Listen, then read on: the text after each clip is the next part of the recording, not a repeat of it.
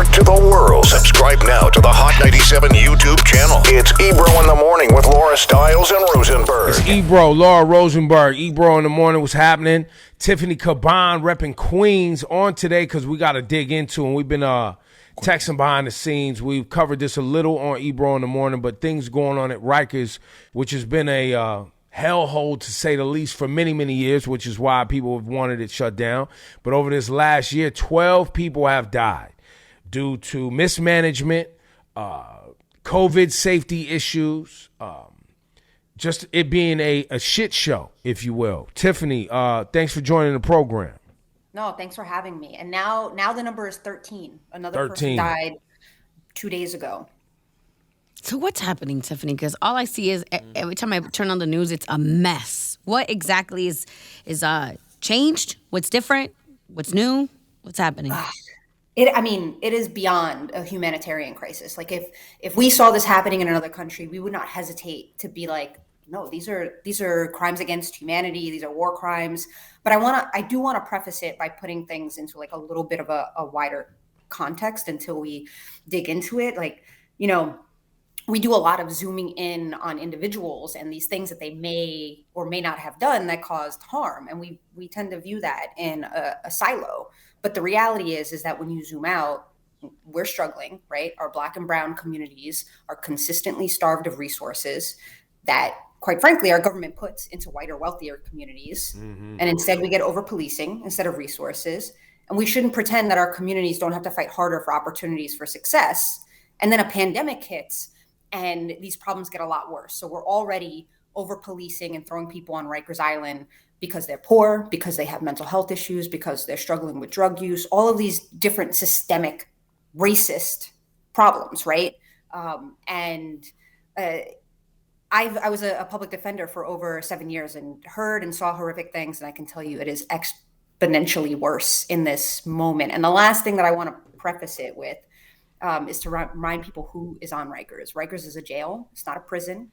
So there are like three main categories. You got majority of folks that are there, not proven guilty of anything, charged with a crime, presumed innocent, and simply can't buy their freedom because they can't afford their bail. They had money in their pocket, they'd be able to walk out that door.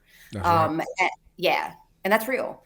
And then you have folks that are serving what we call city sentences. So they were found guilty, pled guilty to a misdemeanor, a low-level offense, serving short sentences, less than a year, that we should be treating with services and support instead of incarceration, because we know that works better. And then technical violations, right? Folks that are on parole or supervision, they missed an appointment, they had a dirty urine, something like that. And I actually want to ask y'all how much you want to hear about what's going on in there, because I think I would have to preface it also with like a trigger warning, because I saw some things that were deeply traumatizing.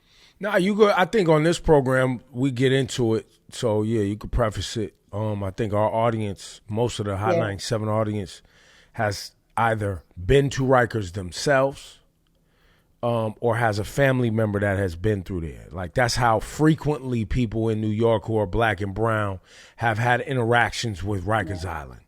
Yeah, that's right. Right, and I preface it all by saying Rikers has been a piece of shit for a long time. Not only the amount of time, blame it on the courts, blame it on whatever you want to blame it on, the amount of time somebody has to sit there and wait for their date, that's been a problem for a long time. Yep. The pandemic exacerbated that because courts were closed, so you had people just stuck, backlogged, whatever, et cetera, et cetera. But, I'm glad you're here today because while I think everyone is on the page of shutting Rikers down, they still haven't solved the how, right? That's right. So I went there a few weeks ago. I spent about eight hours touring the facilities, talking to folks there. And again, I just want to lay out the trigger warning because I saw self-harm, saw some really horrible things. You had people in what we call intake, right? So they haven't been assigned to their permanent housing unit yet, in a big room, congregate setting, while COVID is rampant. A bunch of people living in their human waste, right? Like, defecating and relieving themselves in bags, moldy food on the floor, not enough access to food that you could actually eat, days and days at a time. And when you're in intake, you don't get access to like call in your lawyer, you don't get access to your family, and you don't get access to medical care. And so you had folks that were really, really ill and not getting treatment. And then we toured other areas, and consistently you saw that people were not getting fed regularly. There were people, I mean, we talk about the deaths, but the harm being done, it goes, you know, it's short of that, but not short of that also. People walking around with broken bones. I talked to folks with walking around with broken noses, broken ribs, people who needed surgery but couldn't see, you know, a doctor. People literally consistently hadn't seen sunlight for a month at a time. They were getting what we call rec time, maybe once a month. And that might not seem serious, but like, we're human beings. We need fresh air. We need sunlight, and the mental harm that gets done. Because, you know, when we went out to the yard to talk to folks, I talked to a gentleman that was like, you know, they were heading back inside, and he was like, you know, we've been on hunger strike for over 3 days, over 100 of us, demanding to come outside because we haven't been granted our rec time, demanding. And we thought that maybe that's why we got outside today. And then we saw that y'all came through, right? And how much that just fucks with your head, and thinking, here I was putting my body on the line, you know, demanding to be treated like a human with some dignity. And they didn't care about that. They just cared that some politicians were coming through. So they brought us outside. Like, what that does to your spirit, right? And one of the last areas I'll share with you is, you know, we were in what we call like an MO area, people that were experiencing some sort of, you know, mental health issue, and nobody was getting access to doctors. I spoke to a guy who self-harmed. He admitted that, you know, what he does is he cuts himself. It's tied to his mental health issues, and he had all of these scars on his body, which is something I'm used to seeing, you know, in my career as a public defender, but something that was really jarring. And I just like, it spoke to the level of depravity on the island at this moment. Was, you know, he showed me these fresh wounds that he had on his arm, clearly getting infected. And he was like, Miss, you know, I know that this is what I do, but this is not even why I'm hurting myself right now. I'm begging to see a doctor, and they won't let me see a doctor. And the only way I can see a doctor now is if I hurt myself to the point that they put me on suicide watch. And then they throw me off of suicide watch, and I'm begging them that I keep needing to see a doctor. I can't do that. And to me, is something like, I could not get that out of my So Tiffany, head. you know, it's going on.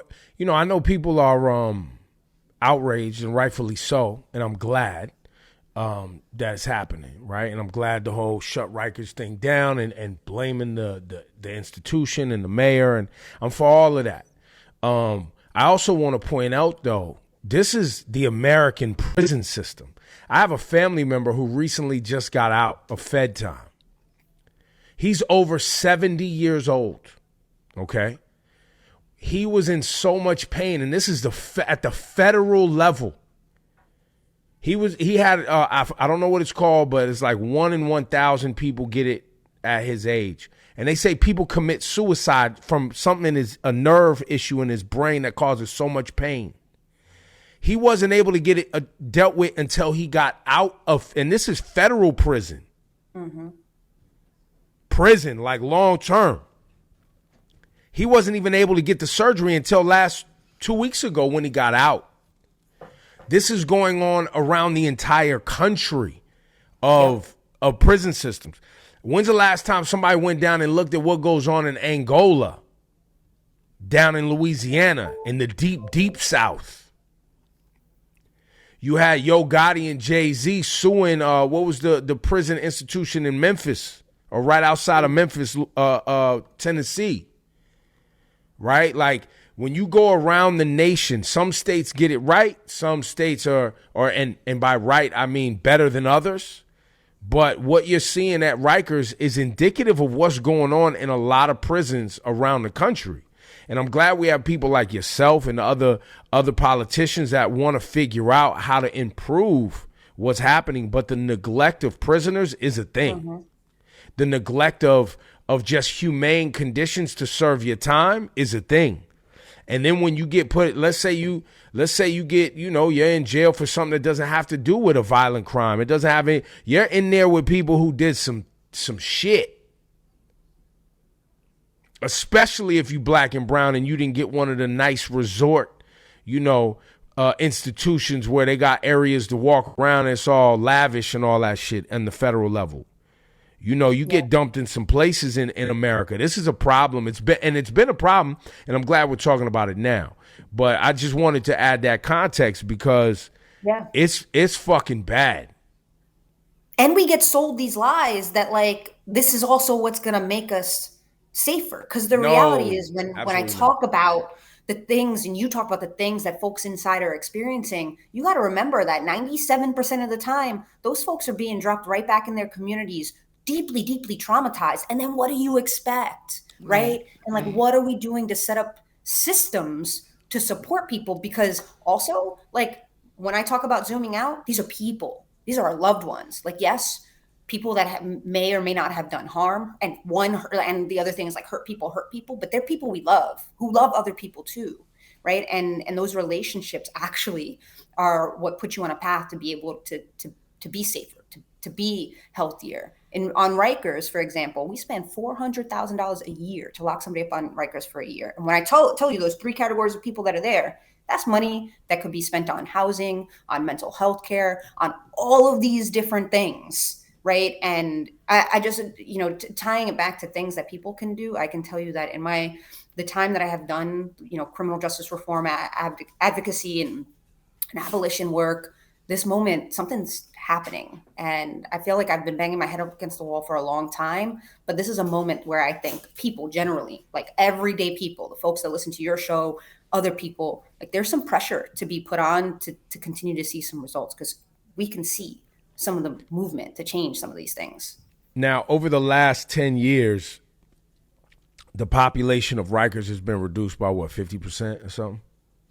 A little less than that, but what we saw was that pre-pandemic, it went down to its lowest that it had been. And then at the beginning of the pandemic, citing public health crisis and all those things, we rapidly decarcerated. We got over 1,200 people off the island in 21 days. Didn't make us any less safe, right? Like debunking all of this fear mongering that other folks do. And then something happened. And I don't know if, the energy was off, people stopped giving a shit. But the population has grown really fast right back up. The population on Rikers is very high again.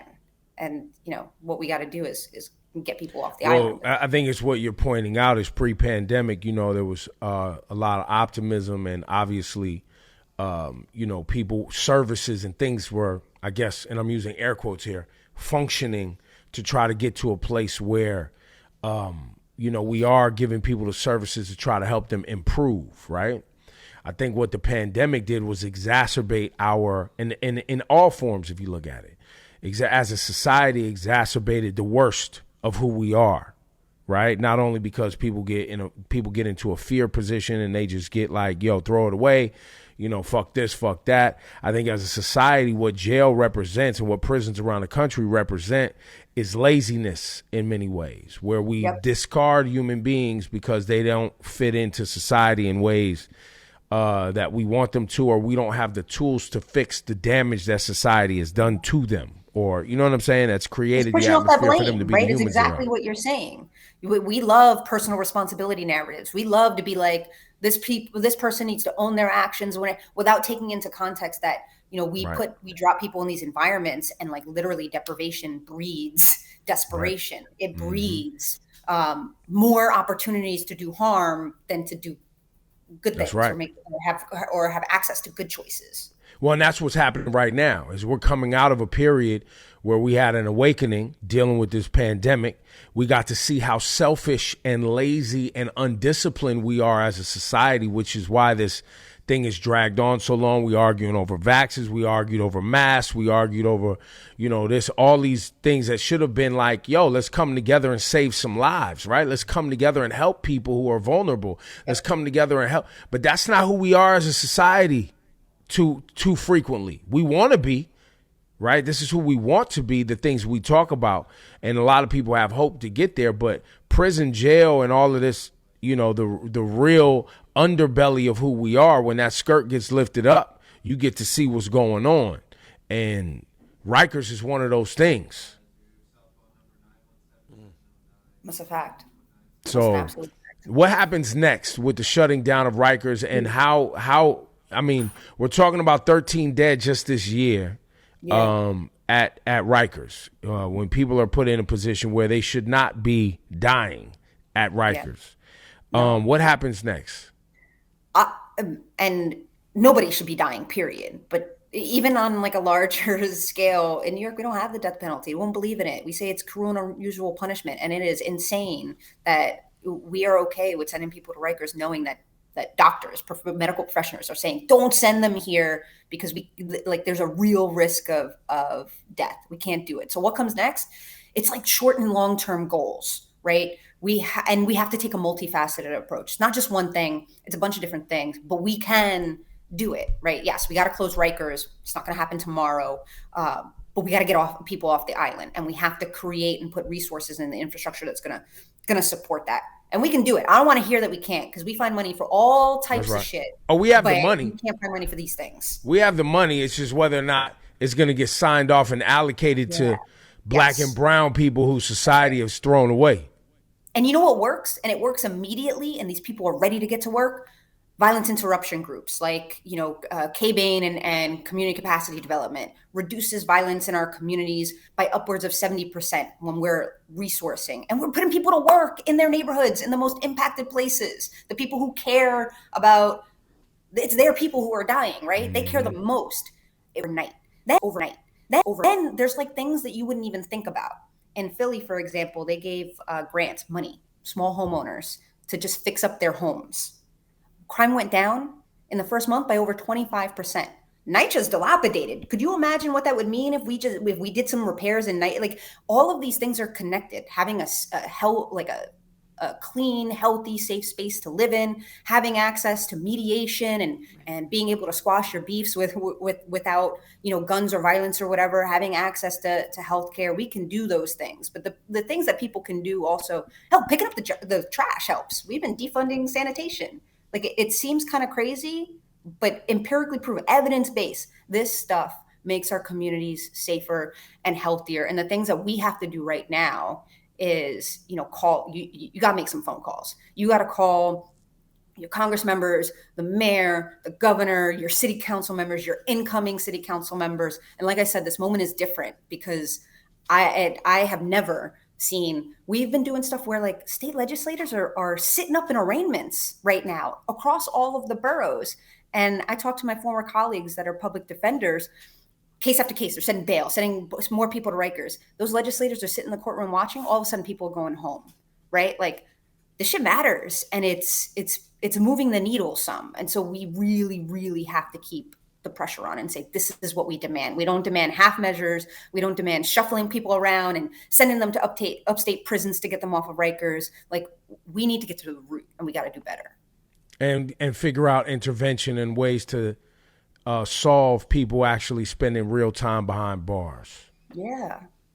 And Tiffany Cabàn, thank you for always coming on the program. Yeah. Thank you for continuing to do the work and keep everybody abreast of everything that's going on and keeping the passion and the momentum for the issues, man. We appreciate you. No, I appreciate y'all. Always good to be in conversation. Thanks, Take care. Thanks, Tiffany.